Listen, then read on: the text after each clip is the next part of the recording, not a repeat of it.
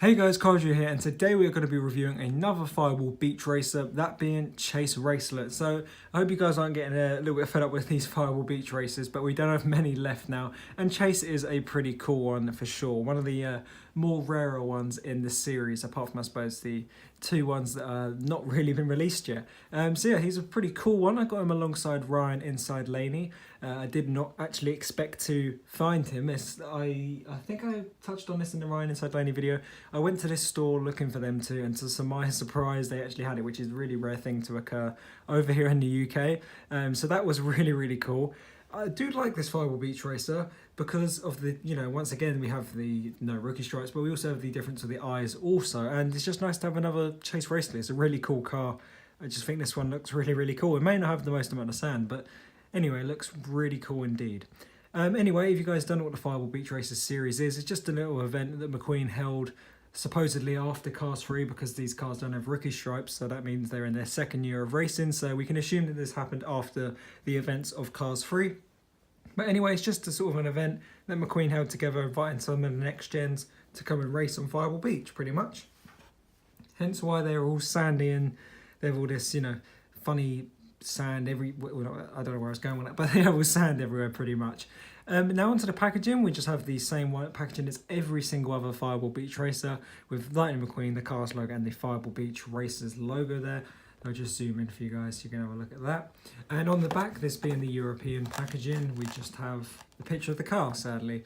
And Fireball Beach Racer, we have the little pier there on the Fireball Beach and the Cars logo once again. Now these cars are made in China, but you guys probably knew that anyway. But if you did not, these ones are some of the last to be made in China, which is awesome. That's really all for the box, and there's not much to really say. You guys kind of know by now. So without further ado, let's get Chase Racelott out of the packaging.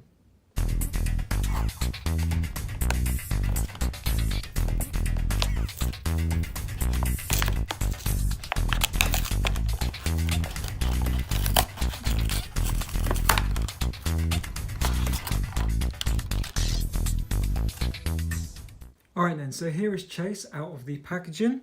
It looks pretty cool. One thing I always notice, sadly, about Chase is the quality control for this character is terrible. They never managed to get the eyes right.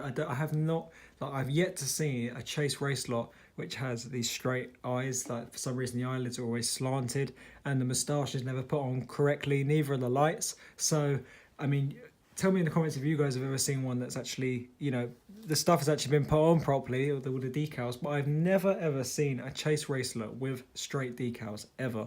It's like it's impossible for Mattel to do it. They can do it with other characters, but this one character they can never put the decals on right, which I just find a bit odd, to be honest. But apart from that, Chase looks pretty cool. Now, I have already reviewed the normal ones, so if you guys want to see that, it's in the Cars 3 reviews playlist. If you go to the playlist section, you'll find it there. So I'm not going to talk about where he appears in the movie, but I'll give a little brief background.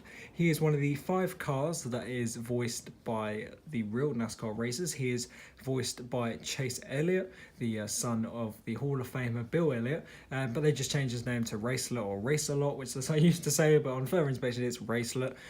So that's really cool. They didn't have a huge line. He had about 2 lines really in the film, but that's pretty cool. I'm sure they had more that was cut, to be honest.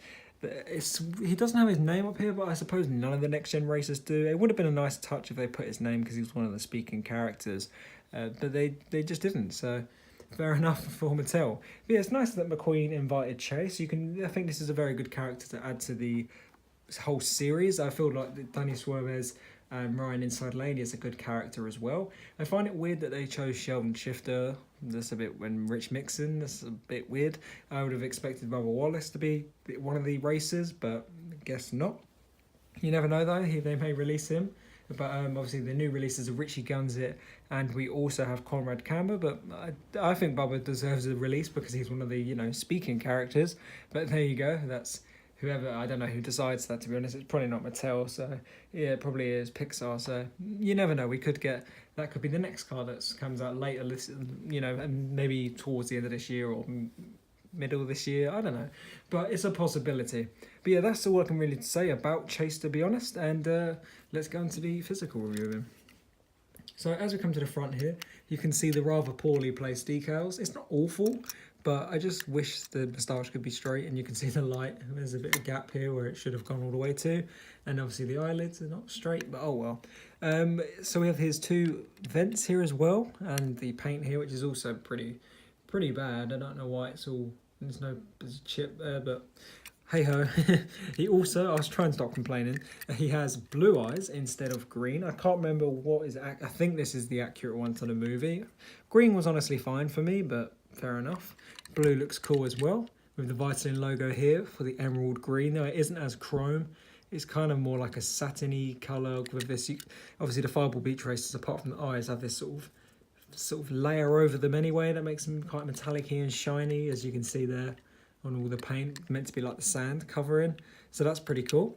Here we don't have any Lightyear tyres as they're covered in sand. We have these nice green wheels. I like the mix of the sand and the green, it makes it look really cool. Here we have his secondary sponsors. If I zoom on in, it's going to be very hard to see. You can see them there. There's some creases in this foil stuff, I don't know why. And here we have, oh wow, is that 2 exhausts? Oh no, that's 1.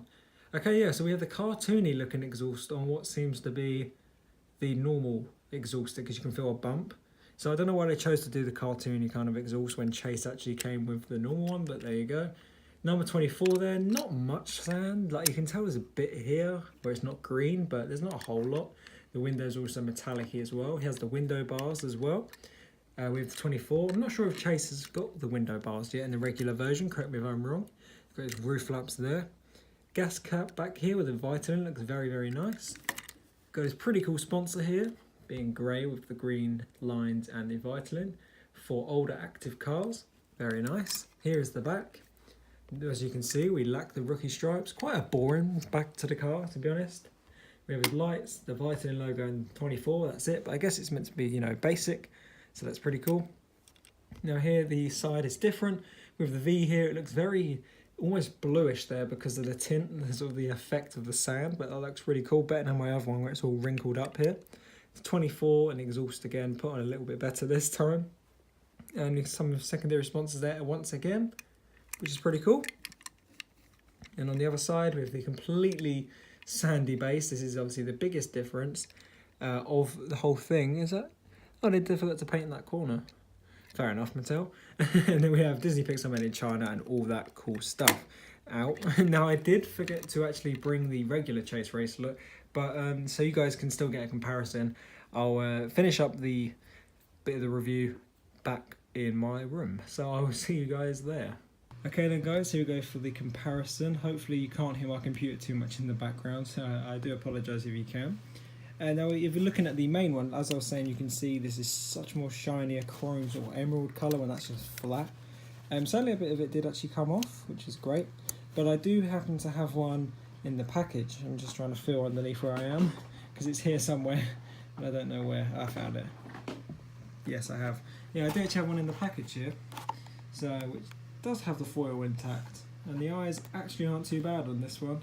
Well, yeah, okay, maybe this debunks my theory. This one actually looks really good, but still slightly wonky eyes. But yeah, that's my other one in the background there, but I probably won't open that because I don't want it to get sort of ruined. But another difference you can see here is we have, well, one, these decals are a lot more grey and really black on this, but it's to be expected with a sand. As you can see, the eyes, I don't know, I actually prefer the green.